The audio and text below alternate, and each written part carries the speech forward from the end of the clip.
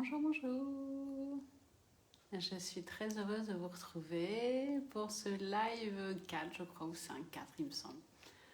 Alors ce matin, je suis en train de préparer mon programme de yoga de printemps.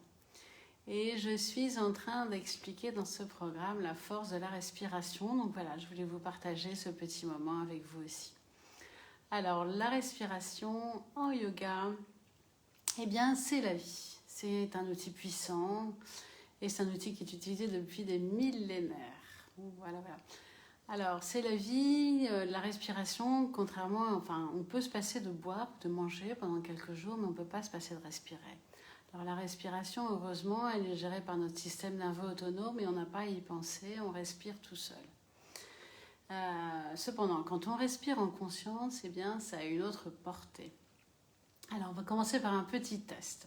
Je vous invite à regarder droit devant vous. Alors ce matin, il n'y a personne dans mon petit test. Je vais mettre mes lunettes. Non, il n'y a personne pour le moment. Bon, vous ferez peut-être un replay. Donc je vous invite à regarder droit devant vous et à faire à partir de maintenant 2 lentes et profondes respirations. Respirez, faites 2 respirations.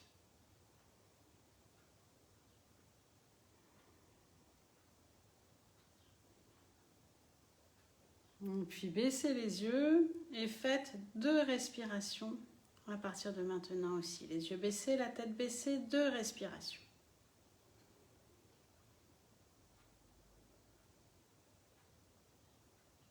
Et puis doucement, redressez votre tête et ressentez. Ressentez comment vous vous sentez maintenant.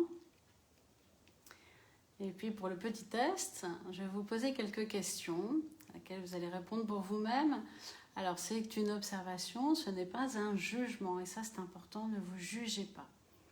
Alors, votre respiration. Est-ce que vous avez senti votre poitrine se soulever ou pas, ou est-ce que vous n'avez même pas observé? Peu importe, juste un petit test. Est-ce que vous avez senti votre ventre se soulever légèrement ou pas? Est-ce que vous aviez le visage détendu? Ou plutôt les sourcils froncés, le front un peu tendu, un peu ridé? Est-ce que vous aviez la mâchoire détendue? Ou est-ce que votre mâchoire était plutôt serrée? Est-ce que pendant la respiration, les épaules se sont soulevées, tendues, ou est-ce que vous étiez détendu? Bonjour, bienvenue, je vois que certaines personnes arrivent, bienvenue.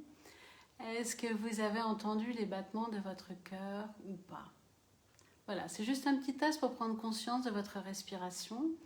Nous faisons 20 000 respirations par jour et la plupart sont inconscientes. Et on fonctionne énormément en fait en mode automatique, comme des petits pilotes automatiques, aussi bien pour nos pensées que pour notre respiration. Or, la respiration, c'est vraiment un véritable outil. Juste un petit point anatomique, en fait, en respiration, si on peut, d'abord on respire par le nez. Le yoga nous dit de respirer par le nez. Pourquoi? Parce que le nez, c'est l'organe de la respiration. Dans le nez, vous avez des poils, et ces poils, en fait, ils filtrent l'air. Donc, ils amènent un air purifié à vos poumons. L'air, il est purifié, enlever les toxines, enlever les impuretés, enlever de certaines bactéries, certains virus. Mais en plus, il est réchauffé et il est humidifié. Il arrive comme ça dans vos poumons à la bonne température. Au niveau des poumons, l'air, il pénètre tout au fond de vos poumons. Il arrive dans ces petits sacs alvéolaires, et là, il est en contact avec le sang. Et le sang vient redéposer le CO2, l'air vicieux dont on n'a plus besoin, qu'on va expirer, et vient emmener l'oxygène, en fait, dans ces petits alvéoles. Le sang emmène l'oxygène partout dans vos organes, dans chacune de vos cellules.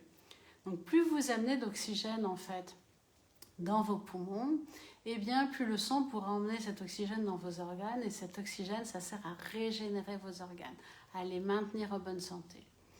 Donc c'est pour ça que c'est important de respirer de temps en temps consciemment et de faire des très grandes respirations. Je vais vous guider juste quelques instants dans une autre pratique. Je vous invite à mettre la main sur votre cœur, main gauche sur le cœur, main droite sur le ventre, dressez votre dos. Fermez vos yeux juste quelques instants. Ressentez la posture.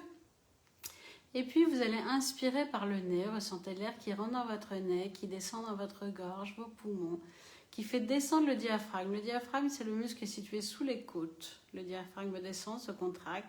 Et à l'expiration, l'air qui remonte, qui reprend le même trajet, repart dans votre gorge, dans votre nez, pour se terminer chaud. On va recommencer. Inspirez dans le nez, sentez l'air qui descend dans la gorge, les poumons qui gonflent le diaphragme, le ventre se gonfle légèrement. Et à l'expiration, l'air qui remonte en faisant le même trajet pour se terminer chaud. Refaites encore 2 fois. Inspirez dans le nez. L'air descend dans votre gorge, dans votre trachée, gonfle vos poumons, le diaphragme descend. Et à l'expiration, l'air remonte et se termine chaud dans vos narines. Je vous laisse faire une dernière fois à votre rythme.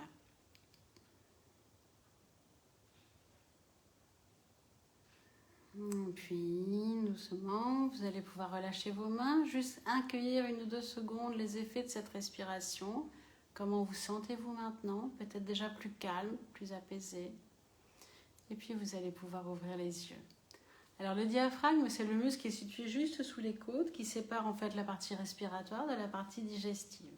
À l'inspiration, le muscle se contracte et puis descend vers les organes, ce qui entraîne tout un massage de vos organes digestifs et qui améliore la circulation.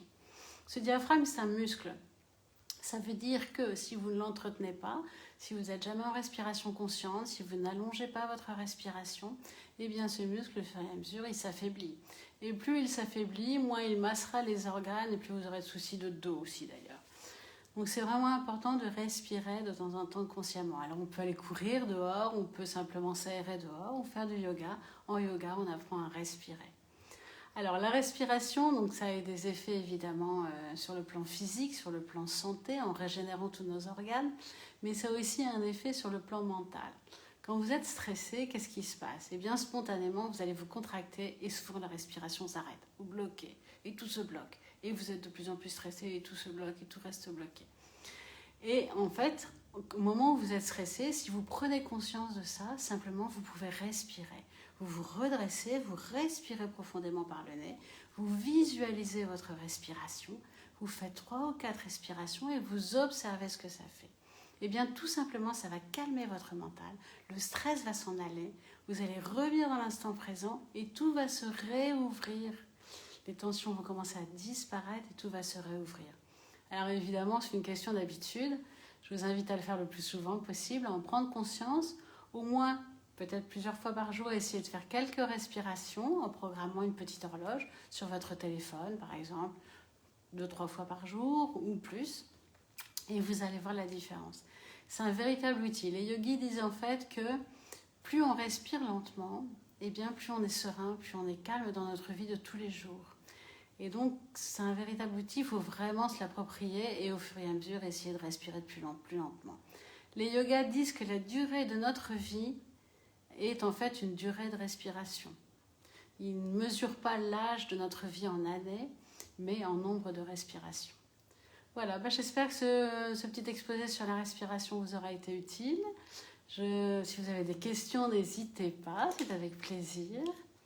Et puis sinon, je vous dis à très vite et je vous souhaite une très belle journée. Bonne journée à tous.